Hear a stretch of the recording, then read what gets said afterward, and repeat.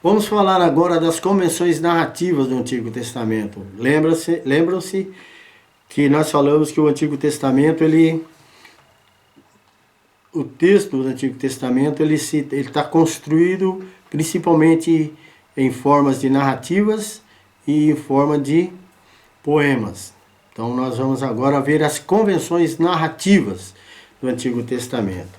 Embora o Antigo Testamento possua uma considerável quantia de poesia, como já falamos, ele é escrito principalmente em prosa. A prosa, o que é isso? Está mais próxima da linguagem coloquial do que a poesia, a linguagem do dia a dia. Enquanto cólon e estrofe são os tijolos estruturais de um poema bíblico, orações e parágrafos são os materiais da prosa. Também é verdade dizer que a prosa, na maior parte das vezes, é menos literária do que a poesia. Ou seja, há menos preocupação na prosa sobre como algo é dito. A linguagem ordinariamente não é elevada ou formal, e menos metáforas ou outras imagens são usadas. Então, como diz, a linguagem de prosa é menos literária, ela é mais direta, menos pensada, ajustada e construída, como se faz com a literatura, não é? É um grande engano, porém, estabelecer uma profunda dicotomia entre prosa e poesias bíblicas. Boa parte da narrativa do Antigo Testamento é literariamente configurada. É o que eu disse. Boa parte da narrativa do Antigo Testamento é literariamente configurada. Então, aquilo que a gente pode dizer assim, de ajuste, de redações, de construção, mesmo que é uma prosa, né, uma narrativa, a narrativa ela é literariamente configurada. Então, ela é construída para permitir uma compreensão, tem uma razão dela ser escrita. E precisa às vezes, ela ser construída, não está pronta, mesmo que seja uma narrativa. A narrativa é resultado final dessa construção também.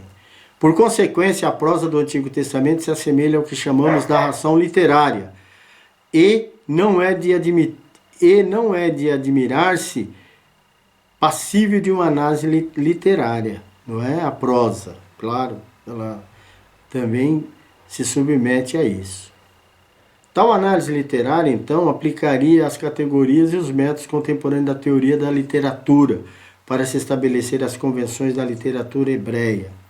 Alter observou o seguinte, que toda cultura, até mesmo cada época de uma cultura específica, desenvolve diferente e por vezes complicados códigos para narrar suas histórias, envolvendo tudo, desde o foco narrativo, os procedimentos de descrição e caracterização, a direção do diálogo, a ordenação de tempo, até a organização do enredo. Então, não é coisa que acontece solta, não acontece na natureza, caiu de algum lugar.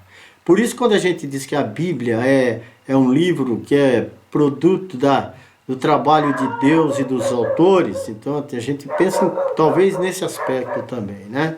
Interessante.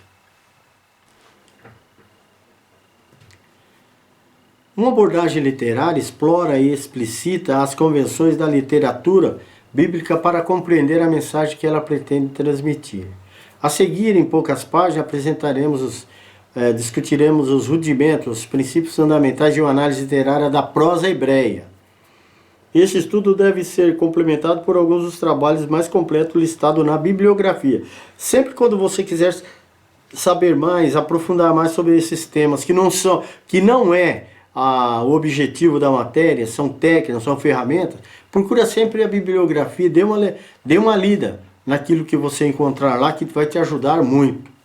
Bom, dentro das convenções da literatura narrativa, nós temos aqui o gênero, né?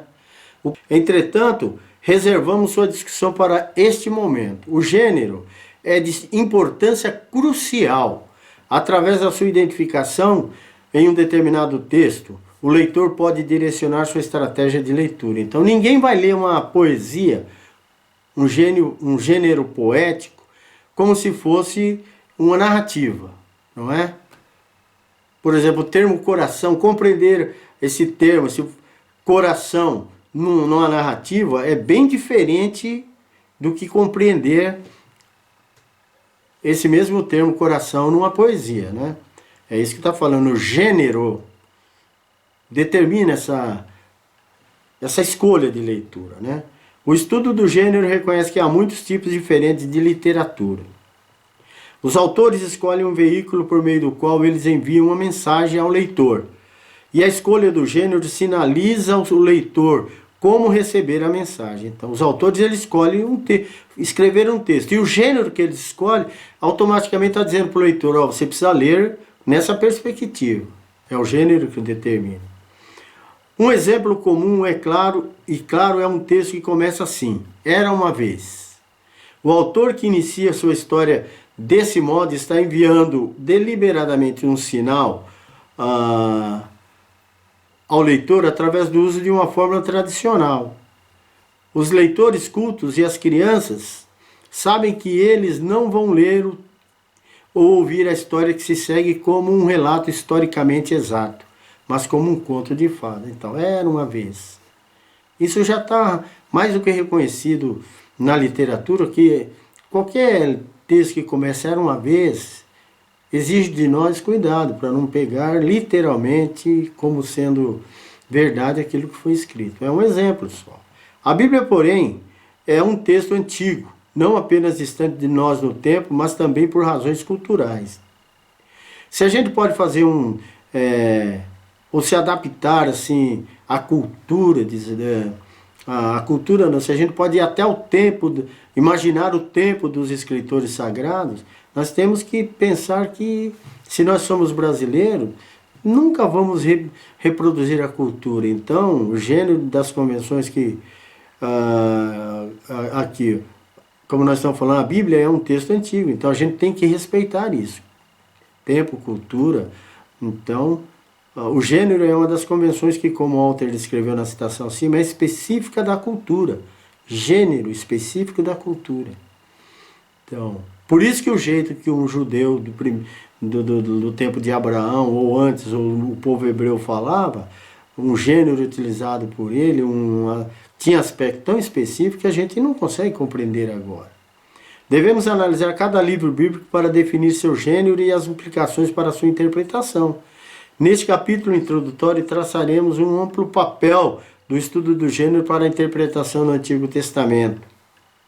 Cada um dos capítulos seguintes, referente aos distintos livros da Bíblia, incluirá uma discussão sobre o gênero do livro em pauta. Então, o trabalho que nós estamos fazendo com essa disciplina é exatamente também para ensinar você a fazer um estudo literário do texto, para você saber ler o livro dentro do gênero dele corretamente.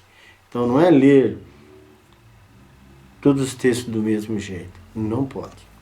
O que é um gênero? Vamos lá. O gênero é um grupo de textos que exibem em comum uma ou mais características, né? Esses textos podem ser semelhantes em conteúdo, estrutura, linguagem, função, estilo ou em humor. Quando os escritores produzem seu texto, eles escrevem dentro de um contexto literário.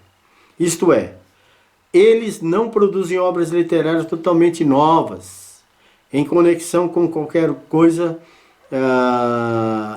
Eles não produzem obras literárias totalmente novas, sem conexão com qualquer coisa que tenha sido feita antes. Está sempre conectado com algo. Eles escrevem dentro de uma tradição, com a qual podem certamente conflitar, mas nunca romper. Pois é. Por exemplo, biografias variam consideravelmente de uma para outra, mas por definição elas são similares no assunto, a vida de uma pessoa. Contos podem ter assuntos diferentes, mas eles estão unidos por uma extensão relativa à ficcionalidade. A importância do gênero na interpretação, agora vamos falar sobre isso. Nós já falamos, só para voltar um pouquinho aqui, nós falamos do gênero, né? O que é um gênero, e depois nós vamos falar agora da importância do gênero na interpretação. O estudo do gênero tem muitas e importantes implicações para a interpretação do texto. No entanto, duas despontam como mais significativas, e isso é bom para nós prestarmos atenção. O gênero como um detonador de estratégia de leitura e enquanto um segundo contexto literário.